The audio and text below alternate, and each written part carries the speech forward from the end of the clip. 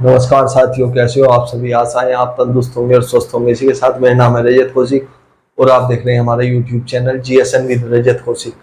इस चैनल के माध्यम से हम आपको देश और समाज से जुड़ी हुई जानकारियों से अवगत कराते हैं और साथ ही हमारा उद्देश्य रहता है कि हम जो भी तथ्य और सामग्री आपके सामने रखें उनके द्वारा आपके ज्ञान में वृद्धि और जितने भी हमारे साथीगण एग्जाम पर्पज से हमारी वीडियो देखते हैं उन्हें कुछ रोचक तथ्यों की जानकारी प्राप्त हो सके ताकि वो अपने एग्जाम में एक अच्छे अंकों के साथ पास हो। तो आइए चलते हैं वीडियो की ओर। वीडियो का जो आज मंतव्य या विषय रहने वाला है वो होगा लोकसभा का। लोकसभा यानी कि 18वीं लोकसभा जो वर्तमान में अभी गठित हुई है। 18वीं लोकसभा। इस विषय को रखने का मेरा उद्देश्य यह था कि कुछ दिनों से, एक दो दिन से ही आपके संसद के काफी चर्चाओं में रही है संसद, और इसके 3 पद जो हैं वो काफी चर्चाओं में रहे हैं। और तो मैंने सोचा कि यह जानकारी लोगों से साझा करनी चाहिए ताकि उन्हें ही पता लग सके कि इन पदों का क्या विधान है, क्या क्रम है और किस प्रकार ये कार्य करते हैं और क्यों तकरार हो रही है। ठीक है, सत्ता पक्ष में और विपक्ष में इन पदों को लेकर। तो यह पद है जो 18वीं लोकसभा के अंतर्गत यानी कि लोकसभा के अंतर्गत इन 3 पदों का सृजन किया जाता है। एक तो होता है प्रोटेम स्पीकर, प्रोटेम स्पीकर। दूसरा होता है लोकसभा अध्यक्ष। ठीक, तीसरा होता है लोकसभा उपाध्यक्ष।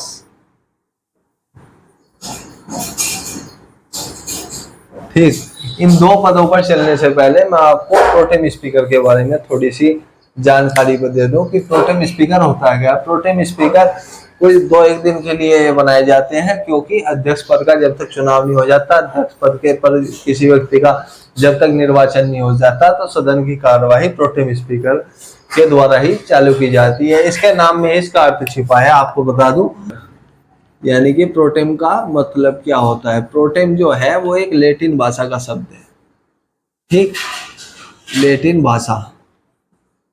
अब लैटिन भाषा के शब्द है तो इसका अर्थ क्या होगा, तो इसका अर्थ हो गया अस्थायी।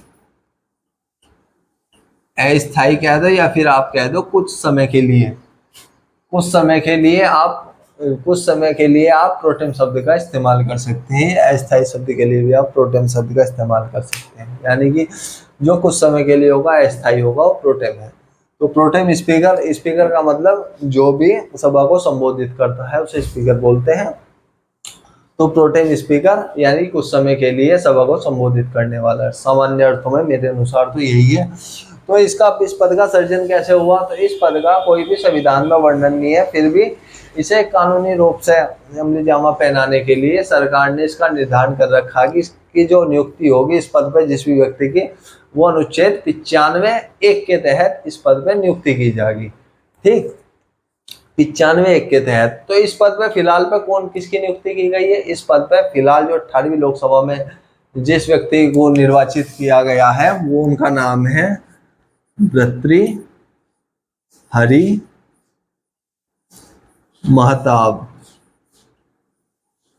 भर्तृहरि महताब जो है वो कटक से सांसद है, तो उन्हें इस बार इस पद पर सुशोभित किया गया है। ठीक है, किधर तो इनका क्या इतिहास रहा है। भर्तृहरि महताब का यह कटक से सांसद है और 7 बार के लगातार लोकसभा के प्रत्याशी रहे हैं, यानी कि जीत कर आए हैं लोकसभा सांसद के रूप में सदन में भर्तृहरि महताब।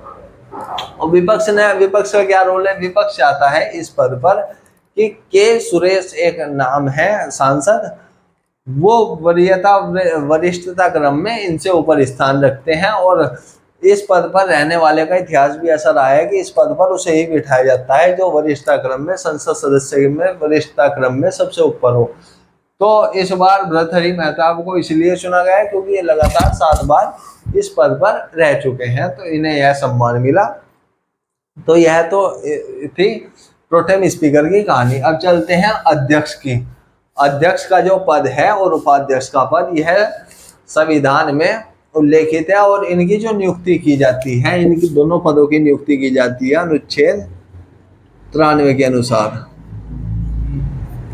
अनुच्छेद 93 के अनुसार इन दोनों पदों की नियुक्ति की जाती है।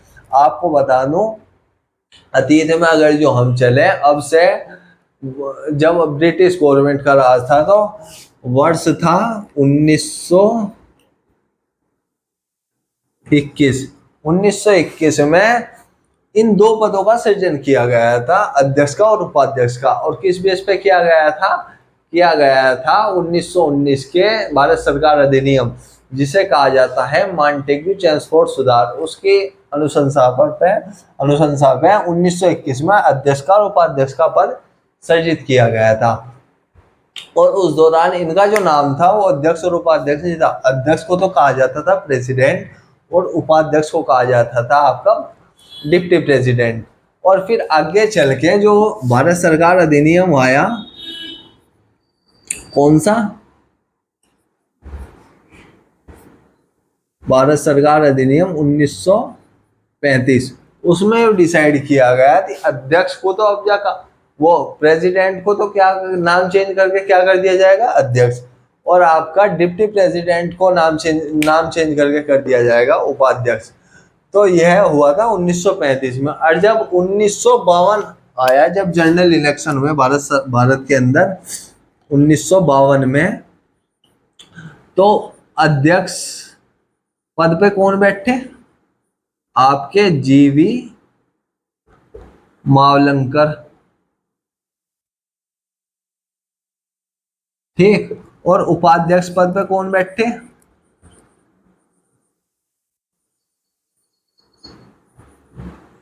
एएम अयंगर।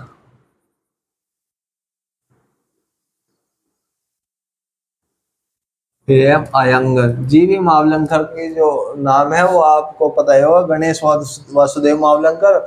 और इनका मुझे पूरा नाम नहीं याद आ रहा मेरे फिलहाल। एएम अयंगर थे और उपाध्यक्ष पद पे, ठीक। तो ये उनका इतिहास था।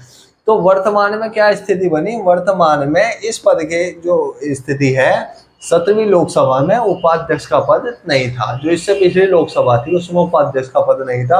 और जो 18वीं लोकसभा है, अब जो स्थिति क्या बनी गवर्नमेंट की, कि अब जब बहुमत तो है सरकार पर, विपक्ष काफी मजबूत स्थिति में है और संघर्षरत भी है। पता नहीं भाई क्या कर सके, तो वो तो उन्हीं की मंशा होगी। तो अध्यक्ष पद के साथ साथ इस बार उपाध्यक्ष पद का भी सृजन किया जाना तय हुआ है, ऐसा जानकारी मिल रही है भाई अखबारों के मामले में, अखबारों से, ठीक है। तो यानी कि इस बार उपाध्यक्ष का पद सर्वसम्मति से कह दिया कि भाई विपक्ष की तरफ से एक कैंडिडेट उतारा जाएगा, इस पद के लिए निर्वाचित किया जाएगा विपक्ष की ओर से। अब मैं बता दूं अध्यक्ष और उपाध्यक्ष में क्या डिफरेंस है। अध्यक्ष जो है वो तो होगा आपके बहुमत दल का नेता, और उपाध्यक्ष होगा आपके मतलब कि जो विपक्ष के विपक्ष है उसमें से एक कैंडिडेट बिठाया जाएगा उपाध्यक्ष। अब एक जानकारी और थोड़ी अतीत में लेके चलूं आपको, जब 10वीं लोकसभा हुई थी, 10वीं लोकसभा तक क्या विधान था कि जो अध्यक्ष और उपाध्यक्ष थे आपके, ये बहुमत दल के नेताओं में से ही चुने जाते। बहुमत दल में से ही दोनों का चुनाव होता, अध्यक्ष का और उपाध्यक्ष का, ये निर्वाचन होता दोनों में से ही, दोनों का बहुमत दल में से ही निर्वाचन हुआ था। फिर जब 11वीं लोकसभा आई तो उस दौरान यह निर्णय लिया गया कि अध्यक्ष पद तो बहुमत दल में से लिया जाएगा जी, नहीं सत्ता दल में से, और उपाध्यक्ष जो लिया जाएगा वो विपक्ष में से लिया जाएगा। तो इस पर सहमति बन गई थी 11वीं लोकसभा से। तो उसी अंतराल में 11वीं से 16वीं लोकसभा तक दोनों पद रहे। उसके बाद 17वीं लोकसभा में ये पद नहीं रहा था, बस सिर्फ खाली अध्यक्ष का पद रहा था, जिसपे थे ओम बिरला जी, ठीक है। और वर्तमान में भी स्थिति बन रही, वर्तमान में भी अब जा आगे जो आज ही खबर आई कि उसमें पता लगा कि अध्यक्ष पद पे अब जो विराजमान होंगे उसका चुनाव हो गया है। और उसके चुनाव में जो जीतते हैं वो जीतते हैं आपके श्री ओम बिरला जी, जो कि कोटा से सांसद हैं। और आपको जानकारी बता दूं कि जो अध्यक्ष पद होता है ये है, इस पद पर विराजमान होने से पहले अपना जो इसका दल होता है सोमगा, उससे यह त्याग पत्र दे देता है ताकि एक निष्पक्ष तौर पे इस पद पर रहते हुए अपना कार्य कर सके। और यह कार्य क्या करता है आपको बता दूं, एक तरीके से जैसे आपने अपने कॉलेज स्कूलों में देखा होगा, एक मॉनिटर या मॉनिटर रख देते होंगे या एक बच्चा प्रीफेक्ट का बना देंगे कि उस बच्चे के अनुसार ही पूरी क्लास कंट्रोल होगी। तो ऐसे ही अध्यक्ष का होगा। अध्यक्ष पूरे सदन पर कंट्रोल करेगा, कुछ भी अनैतिक कार्य नहीं वहां होने देने का, यानी कि कुछ भी अगर जो गलत होगा तो उसके लिए अध्यक्ष को ही एक तरीके से अध्यक्ष पे जिम्मेदारी होगी कि उसे क्या करना, उसे किसको सदन से हटा निकालना है, निष्कासित करना है, सस्पेंड करना है, कितने समय के लिए, किसे आज कौन सा मुद्दा बोला जाएगा वो ये डिसाइड करेगा। और उसके बाद जितने भी समितियां गठित होंगी उसका निर्णय भी आपका अध्यक्ष ही करेगा। ठीक है, तो यह इसकी विशेषता है। अब आपको बता दूं, अगर जो यह पद पर अपना त्याग पत्र देना चाहे तो कैसे किसे देगा? इसका जो त्याग पत्र दिया जाएगा उपाध्यक्ष को दिया जाएगा, और उपाध्यक्ष अगर जो अपना त्याग पत्र देगा तो अध्यक्ष को दिया जाएगा। और इसके बारे में एक चीज हो रही है, सांसद के तौर पे तो शपथ लेगा, एक सांसद के तौर पे प्रोटेम स्पीकर इसे शपथ दिलाएगा, क्योंकि सभी सांसद सदस्यों को, जितने भी लोकसभा के सदस्य होंगे उन्हें प्रोटेम स्पीकर शपथ दिलाता है, परंतु अध्यक्ष पद के तौर पे ये कभी शपथ नहीं लेता। ठीक, आपका ये क्या नाम, लोकसभा अध्यक्ष। और प्रोटेम स्पीकर को कौन शपथ दिलाता है? प्रोटेम स्पीकर को दिलाता है आपका राष्ट्रपति दिलाता है इसे शपथ। ठीक है, उसके बाद आपको आगे लेके चलें, अगर जो किसी कारणवश आप भाई भगवान न करे अध्यक्ष महोदय की मृत्यु हो जाती है तो उसके आगे क्या है, उसके आगे की क्या कार्रवाई है? तो उसके आगे क्या कार्रवाई होगी, कुछ समय के लिए उपाध्यक्ष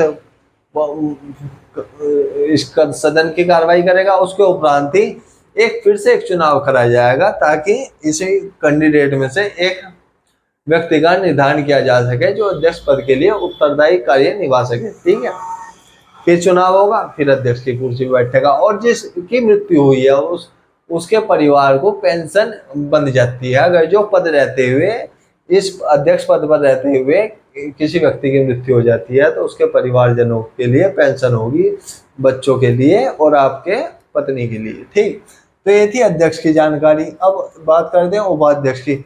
उपाध्यक्ष की भी नियुक्ति अनुच्छेद 93 के अनुसार होगी। ठीक है, इसका जो कर्तव्य होगा सिर्फ जब होगा अगर जो अध्यक्ष कुर्सी पर विराजमान नहीं है, किसी कारण से छुट्टी पे है, तो उस दिन सदन की कार्यवाही जो करवाएगा वो उपाध्यक्ष करवाएगा। ठीक है, तो धन विधेयक का डिसाइड भी यही करेगा कि कौन सा विधेयक धन विधेयक है, इसका निर्णय कौन करेगा? आपका लोकसभा अध्यक्ष। ठीक है, तो ये कुछ जानकारी थी 18वीं लोकसभा की। इसे आपके सामने रखने का मेरा मकसद सिर्फ ये था कि कुछ दिनों से देखा जा रहा था कि इन तीनों पदों के लिए सत्ता और विपक्ष में कुछ टकरार चल रही थी, क्योंकि इस दौरान अब वर्तमान की स्थिति क्या है, विपक्ष भी काफी मजबूत स्थिति में है, सत्ता पक्ष के पे तो बहुमत है ही, साथ ही विपक्ष भी काफी अच्छी स्थिति में है एक तरीके से, क्योंकि कुछ भी अनैतिक निर्णय अगर जो सरकार लोकतंत्र में लेती है तो उसके खिलाफ विपक्ष का एकजुट होना और मजबूत होना अति आवश्यक है लोकतंत्र के लिए। इस वीडियो को आप सबके सामने रखने का उद्देश्य सिर्फ ये था कि आपको इन तीनों पदों से अवगत कराना था, क्योंकि हमने देखा था 2-3 दिन से इन पदों पर लेकर काफी तकरार हो रही थी और अखबारों के माध्यम से हमें और आपको पता भी लग रहा था। तो मैंने आप सरल भाषा में बताया कि प्रोटेम स्पीकर क्या होता है, अध्यक्ष कौन होता है, इसके क्या कर्तव्य होते हैं, इसका निर्धारण कैसे होता है, उपाध्यक्ष क्या है। तो और अध्यक्ष का कई वर्षों के इतिहास में पहली बार ऐसा हुआ है कि विपक्ष ने इसके प्रति भी अपना एक कैंडिडेट उतारा था, पर वो तो एक तरीके से आप कह सकते हैं कि निरर्थक रहा, क्योंकि ये तो जाहिर सी बात है बहुमत दल का नेता ही आपका अध्यक्ष पद पर निर्वाचित होता है, तो इसमें तो कोई दो राय थी नहीं भाई कि कौन निर्वाचित होगा। तो ये सब जानकारी हमें आप तक साझा करनी थी। आशा है आप सबको हमारे द्वारा दी गई जानकारी अच्छी लगेगी। बस थोड़ी राइटिंग में खराब भी लग सकती है, पर समझाने में मेरे अनुसार तो मैंने अपना पूरा 100% दिया। और अगर जो आपको इसी प्रकार के और भी वीडियो हमें निरंतर क्रम में हमारे चैनल पर देखना चाहते हैं तो हमारे चैनल पर विजिट करते रहें और साथ ही सब्सक्राइब करें और बेल आइकन को जरूर दबाएं, ताकि आपको नोटिफिकेशन के माध्यम से पता लगता रहे कि आज कौन सी वीडियो आने वाली है। और एक बात और आपसे साझा करनी थी कि इसी क्रम को बरकरार रखते हुए हमने यह निर्णय लिया है कि हम अब फिलहाल में जो आप वीडियो का क्रम रखेंगे वो भारतीय संविधान से स्टार्ट करके रखें, यानी कि भारतीय संविधान के अंतर्गत जो अनुच्छेद हैं, आपके पद हैं, हम उनकी जानकारी जो हमें अपने गुरुओं से प्राप्त हुई है किताबों के माध्यम से, जिसे हमने संग्रहित किया है, वो हम आप तक पहुंचा सके। तो मेरा मानना है कि अब जिस भी देश में आप रहते हैं उसका संविधान आपको पता होना चाहिए, और साथ ही हमारा भारतीय संविधान है वो बहुत ही एक तरीके से कह सकते हैं सुदृढ़ संविधान है, और इसकी समझ सबको होनी चाहिए। एक समझ के साथ साथ एक सरल भाषा में भी सबको पता होना चाहिए, जिसे हम आप तक पहुंचाने के लिए तत्पर हैं। तो हमारे चैनल पर बने रहिए और हमारा सहयोग कीजिए, और इसी के साथ लेते हैं आपसे विदा। मिलेंगे अगली वीडियो में। नमस्कार, जय हिंद, जय भारत।